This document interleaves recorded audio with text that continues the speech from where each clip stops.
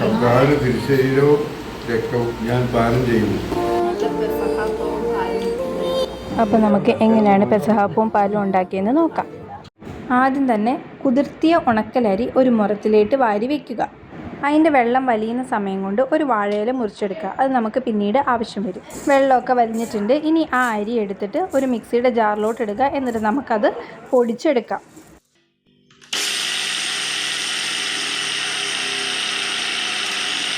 നന്നായി പൊടിച്ചതിന് ശേഷം അതൊന്ന് അരിച്ചെടുക്കുക.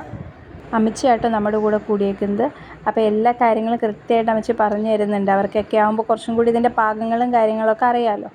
എന്നിട്ട് അരിച്ച് വെച്ച പൊടി ഒന്ന് മാറ്റി വയ്ക്കാം.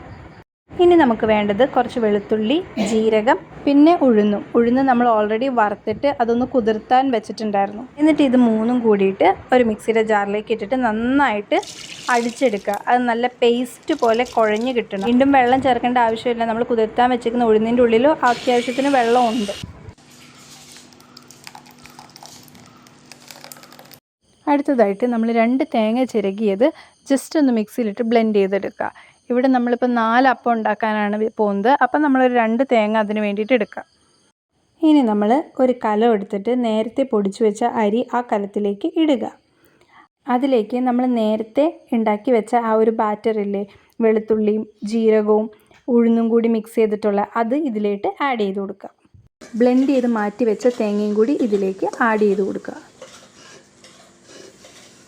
എന്നിട്ടത് നന്നായിട്ടൊന്ന് കുഴച്ചെടുക്കാൻ വേണ്ടിയിട്ട് കുറച്ച് വെള്ളവും കൂടി ആഡ് ചെയ്യുക.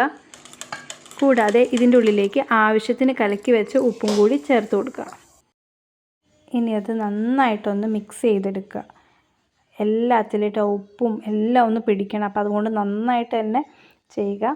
ഇപ്പം അമ്മച്ചീനെ സഹായിക്കാൻ അമ്മയും ചെന്നിട്ടുണ്ട്. 2 പേരും കൂടിയിട്ട് നന്നായിട്ട് മിക്സ് ചെയ്തെടുക്കുന്നുണ്ട്. കുഴച്ച് നോക്കിയിട്ട് വെള്ളം പോരാന്ന് തോന്നുവാണെങ്കിൽ കുറച്ചും കൂടി വെള്ളം ഒഴിച്ചു കൊടുക്കുക. ഇവിടെ ഇപ്പം നമുക്കത്രയും ഒരു കട്ടി പോലെ തോന്നിയതുകൊണ്ട് നമ്മൾ വീണ്ടും കുറച്ചും കൂടി വെള്ളം ആഡ് ചെയ്ത് കൊടുക്കുന്നുണ്ട്. പ്രത്യേകം ശ്രദ്ധിക്കുക, വെള്ളത്തിൻ്റെ അളവ് കൃത്യമായിരിക്കണം. അതിപ്പോൾ നമുക്ക് ഇച്ചിരി ടൈറ്റായിട്ട് തോന്നുവാണെങ്കിൽ കുറച്ചും കൂടി വെള്ളം ഒഴിക്കുക. ഒത്തിരി ലൂസായി പോവുകയും ചെയ്യരുത്. അങ്ങനെ ഒരു പാകമൊക്കെ എത്തിയിട്ടുണ്ട്. നമ്മൾ ഇതിന് വേണ്ടി എടുത്ത തേങ്ങയുടെ ചിരട്ടയിൽ നിന്ന് ഒരു ചെറിയ കഷ്ണം പൊട്ടിച്ചെടുക്കുക. ഇനി കൈയെല്ലാം കഴുകി വന്ന് വൃത്തിയോടെ ഓശാന കുരുത്തോല എടുത്ത് അതിൽ നിന്ന് കുരിശുണ്ടാക്കാൻ പാകത്തിനുള്ള 2 ചെറിയ കഷ്ണം മുറിച്ചെടുക്കുക. ഇത് നമ്മൾ ആദ്യത്തെ പെസഹാപ്പം ഉണ്ടാക്കുമ്പോൾ അതിൻ്റെ ഉള്ളിൽ വെക്കാൻ വേണ്ടിയിട്ടാണ്. ഇനി നമ്മൾ അപ്പച്ചെമ്പ് അടുപ്പിലേക്ക് വെച്ച് അതിലേക്ക് വെള്ളം ഒഴിച്ചു. എന്നിട്ട് നമ്മൾ അതിലേക്ക് മാറ്റി വെച്ച ചിരട്ടയുടെ പൂള് ഇടുക. ഇത് നമ്മൾ വെള്ളം പറ്റുന്നുണ്ടോ എന്ന് അറിയാൻ വേണ്ടിയിട്ടാണ്. കൂടാതെ അതിലേക്ക് ഒരു ചെറിയ കഷ്ണം കുരുത്തോലയും കൂടി ഇടുന്നുണ്ട്. ഇനി നമ്മൾ ചെമ്പിൻ്റെ തട്ട് വെച്ചിട്ട് അതിൻ്റെ മുകളിൽ ഒരു വട്ടത്തിലുള്ള സ്റ്റീലിൻ്റെ പാത്രം വെക്കുക. അതിൻ്റെ മുകളിലായിട്ട് നമ്മൾ നേരത്തെ മുറിച്ച് വെച്ച വാഴയില വെക്കുക. കലക്കി വെച്ച മാവ് ഇതിലേക്ക് പതിയെ ഒഴിച്ചു കൊടുക്കുക. എന്നിട്ട് ജസ്റ്റ് ഒന്ന് സ്പ്രെഡ് ചെയ്ത് കൊടുക്കുക. ശേഷം അപ്പത്തിന് മുകളിൽ വാഴ്ത്തിയ കുരുത്തോല വെച്ചിട്ട് ചെറിയൊരു കുരിശ് വെക്കുക. ഇനി ഇതൊന്ന് ഇരുന്ന് നന്നായിട്ട് വേവട്ടെ. അതിന് വേണ്ടിയിട്ട് നമ്മളൊന്ന് മൂടി വെച്ച് കൊടുക്കുക. ആ സമയം കൊണ്ട് നമുക്ക് പാലുണ്ടാക്കാം. ആദ്യം തന്നെ നേരത്തെ ഒതുക്കി വെച്ച തേങ്ങ നന്നായിട്ടൊന്ന് പിഴിഞ്ഞെടുക്കുക.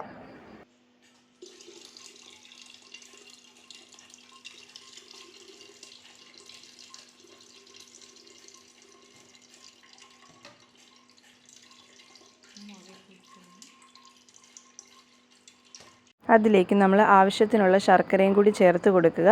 എന്നിട്ട് നന്നായിട്ടൊന്ന് മിക്സ് ചെയ്ത് കൊടുക്കുക. ഇനി ചേർത്ത് കൊടുക്കേണ്ടത് അരിപ്പൊടിയാണ്. അരിപ്പൊടിയും കൂടി ഇട്ടിട്ട് നന്നായിട്ടൊന്ന് മിക്സ് ചെയ്യുക. നന്നായിട്ട് ഇളക്കിയതിന് ശേഷം സ്റ്റൗവിലേക്ക് വെച്ച് അതൊന്ന് തിളപ്പിച്ചെടുക്കുക. അപ്പോഴത്തേക്കും നമ്മുടെ പാല് തയ്യാറായി.